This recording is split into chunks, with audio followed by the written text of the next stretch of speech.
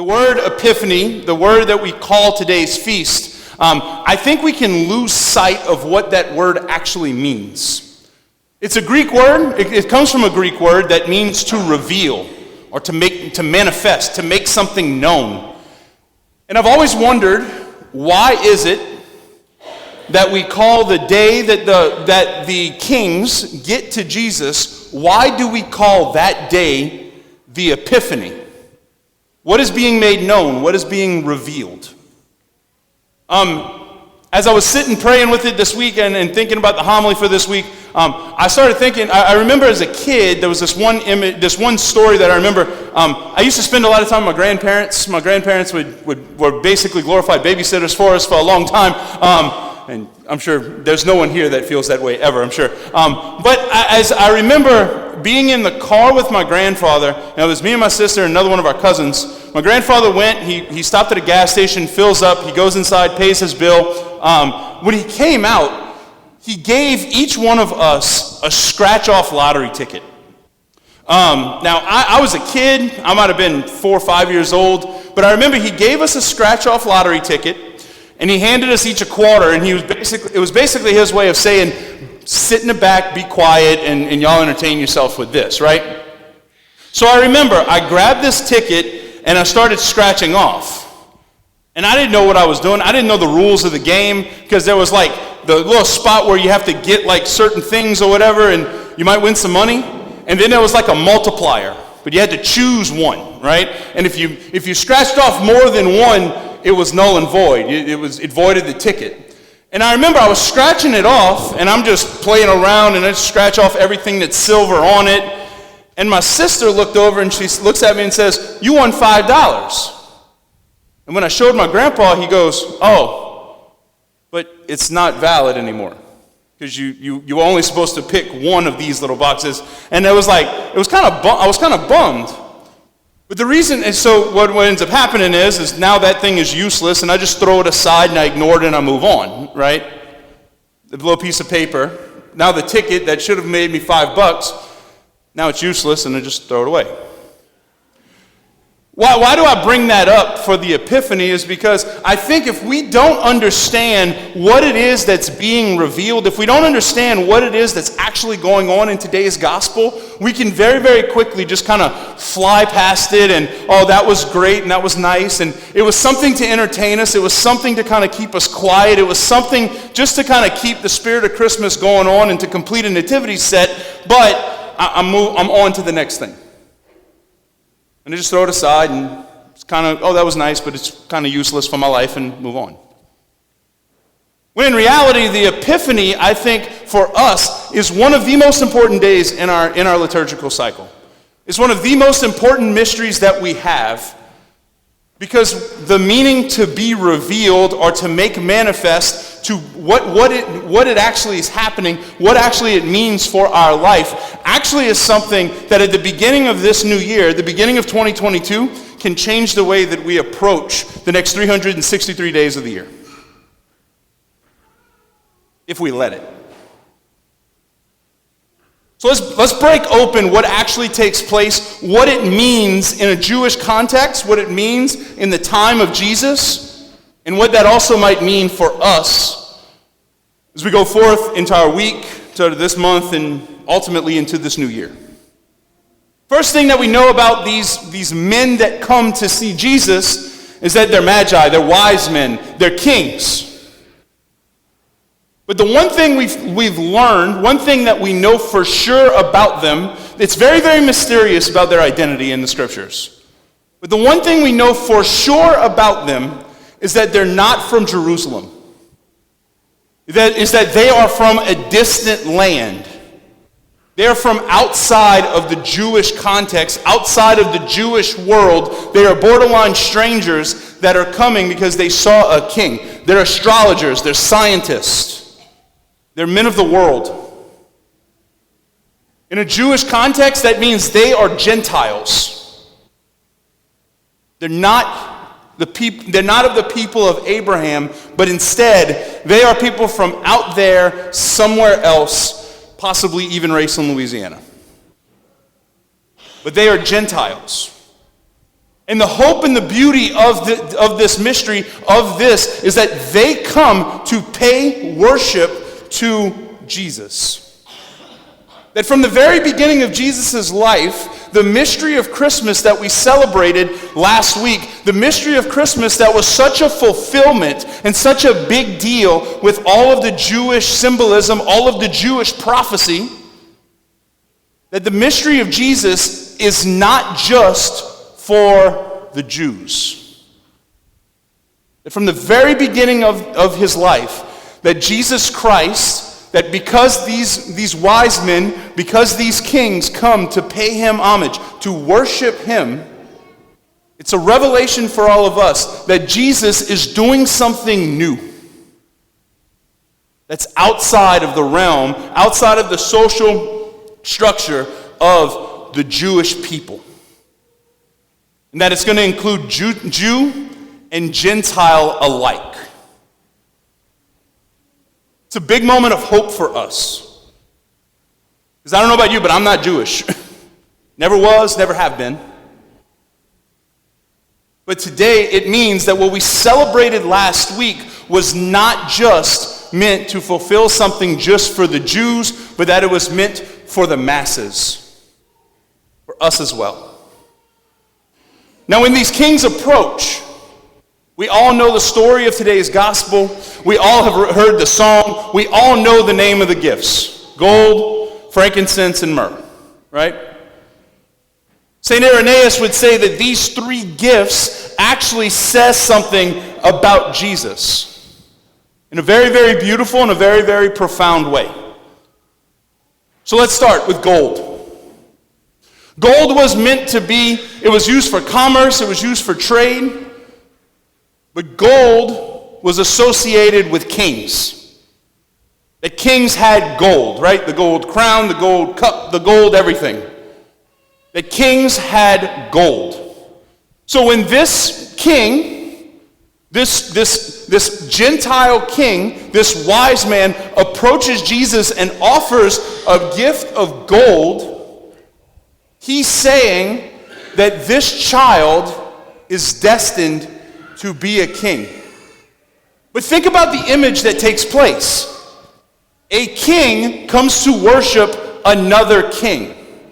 Now, in the Jewish world, in this time 2,000 years ago, the quickest way to start a war was for one king to look at another and to say, "Bow to me." It was a sign, it was a flex, like it was a sign of, I'm greater than you, you need to bow to me. It was a challenge to the other's authority. My kingdom is greater than yours, bow to me. But notice what happens. That this king approaches a baby, 12 days old, and bows to him. A sign saying that this baby is not meant to just be a worldly king, but that he's going to be the greatest of all kings ever. The King of Kings, the Lord of Lords, the ruler above all other rulers.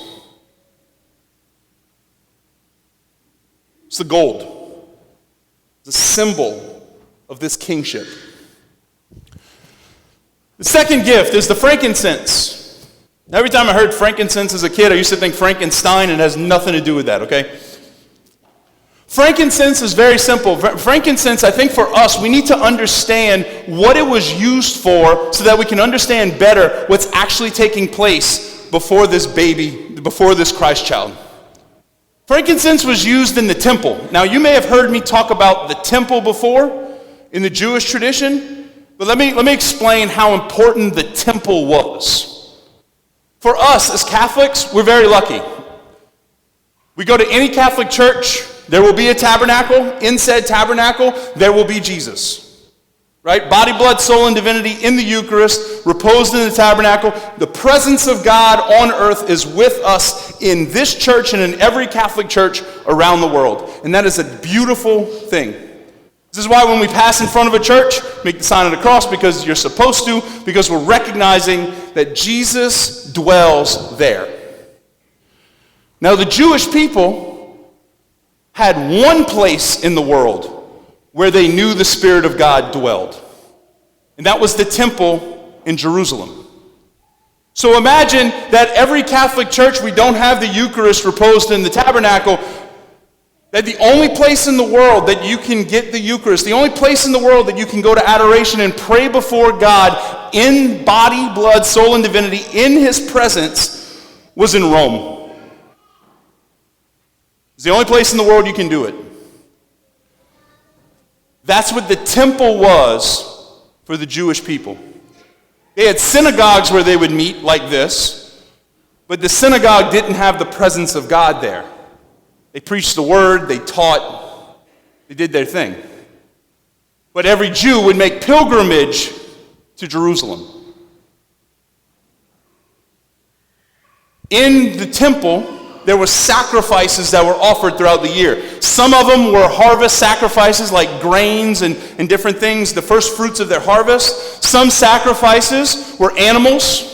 That they would kill goats and bulls, and they would kill turtle doves and all these things, a blood sacrifice. But one of the sacrifices that they would offer, and the only place that they would use frankincense in the world, was in the temple, in the Holy of Holies, in the closest place to the presence of God. And once a year, the high priest would go, he would offer the frankincense as an incense sacrifice to God. This is why whenever we do use incense at Mass and everybody pretends that they're allergic and they start coughing, you know what I mean? This is what we're symbolizing. We're symbolizing the prayers of the people going to God, and it goes all the way back to our Jewish roots, to the roots of our belief of the temple and it being burned before the presence of God. So whenever the king shows up before a baby, he's offering frankincense, which is only used in one place.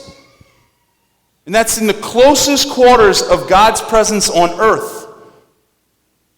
It's a symbol recognizing that this child is not like any other human child, completely human, simply human child.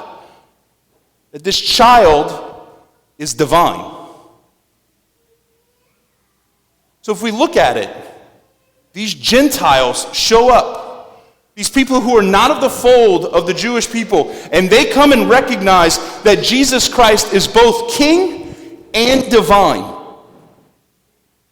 And without knowing it, they fulfill the prophecy of Isaiah from the first reading, where frankincense and gold would be offered before the Messiah. But there's a third gift. The prophecy, yes, recognizes that he would be a king and that he would be divine. But there's a third gift. And the third gift, I'm convinced, is that the third gift recognizes the way in which he will claim his kingdom and build his kingdom, and the way in which he will prove his divinity and save his people. And that is through the myrrh. Now, if you're an Impractical Jokers fan, Myrrh immediately makes you think of one of them. And if you haven't seen that show, I'm really sorry. You need to watch it because it's hysterical. But I'm not talking about the little bald guy on Impractical Jokers. Myrrh is an oil that is used on dead bodies before burial. So it seems like it's very, very morbid to offer. It would be like offering a baby a coffin. It's weird. It's morbid. But what are they doing here when they offer this myrrh to Jesus? It's a recognition that Jesus is going to prove his divinity and prove his kingship by death. That the wood of the manger that he rests in is meant to point to the wood of the cross. That this child is going to enter into the human condition totally and completely, embracing every suffering that you can imagine. That he'll be beaten, that he'll be crucified, that ones close to him will die, and he'll suffer. That he'll grow. That just like you and I, that he will experience not life won't be just simple and easy and everything's perfect, but instead he would enter into the suffering with us. That he would know it's like, defeat death ultimately, and prove his divinity and his kingship. Now, Father, all that's nice and wonderful and great, and wow, okay, there's a lot of symbolism that's going on here in the gospel and in this mystery of the Epiphany. Awesome. What does that mean for me? You see, today we celebrate a moment where Jesus Christ is revealed to the world. That his true nature is revealed to the world. This feast is about revealing Jesus Christ and who he is to the world around us. You and I are called to continue this revelation and manifestation of Jesus Christ every day of our life. You and I are called to make Jesus known in his kingship, in his divinity, and in his suffering to the entire world around us on a daily basis. This year is 2 days old. 2022, it's full of mystery. It's a blank slate. How is it that you're going to make Jesus known to the world around you this year? As a king, as the top priority of your life. I know for me, Jesus, you know what? When I'm celebrating Mass, Jesus is absolutely the top priority. When I'm here on Sunday morning, Jesus is easily the top priority. On Monday, when I'm off, sometimes he's got to compete for that top priority spot. When I'm wasting time on Facebook or on social media, sometimes he's got to compete for that top priority spot. When I get a little bit selfish, sometimes it's easy to kind of push him aside and let something else become the top priority and the thing that kind of orders my whole day. With his divinity, as one of my professors in the seminary once said, we as human beings are made to worship. We will worship something. If you're here on Sunday morning, most likely you're going to worship God. But it's real easy on Sunday morning to worship God. But at Monday at 11 o'clock, are we worshiping the Lord, or are we worshiping our work and our paycheck? Do we worship our status or our power or our reputation? What is it that we give ourselves over to and worship? And let become a false god that might sometimes push Jesus out of the way.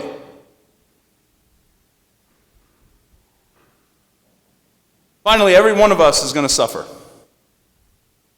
In this past year, 2 years, 5 years, month, week, every one of us has suffered in some way or another. But like the kings, do we unite our sufferings to Jesus?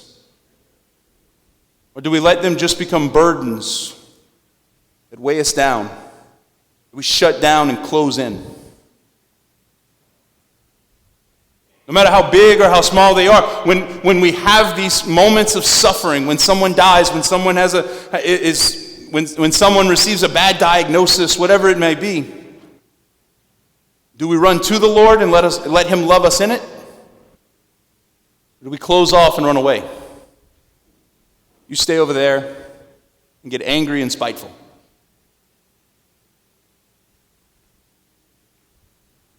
As we embark on a new year, every one of us is invited to make God present, to manifest the Lord in our day-to-day. To make the Lord known in the world around us.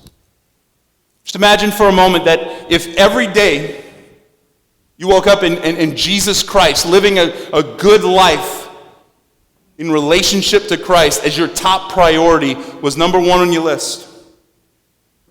Imagine if every day you lived as if Jesus Christ was the one you worshiped, and that overflowed into who you talk about and what you say about people and the conversations that you have and different things like that, like in your workplace, in your family.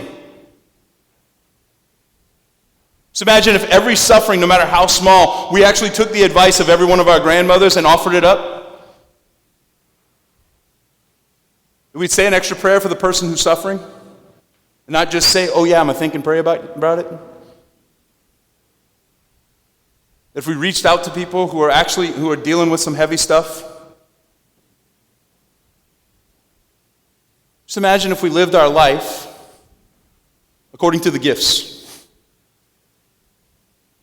Gold, the frankincense, and the myrrh. Just imagine if those three things were a constant reminder to us every day for the next 363 days. How blessed 2022 could be. This is what you and I are called to as Christians, as Catholics in particular, that we may make Jesus known to the world around us. May today, as we come to embrace the Epiphany, as we come to have Jesus revealed to us again in the Eucharist, and we're fed with his body, blood, soul, and divinity,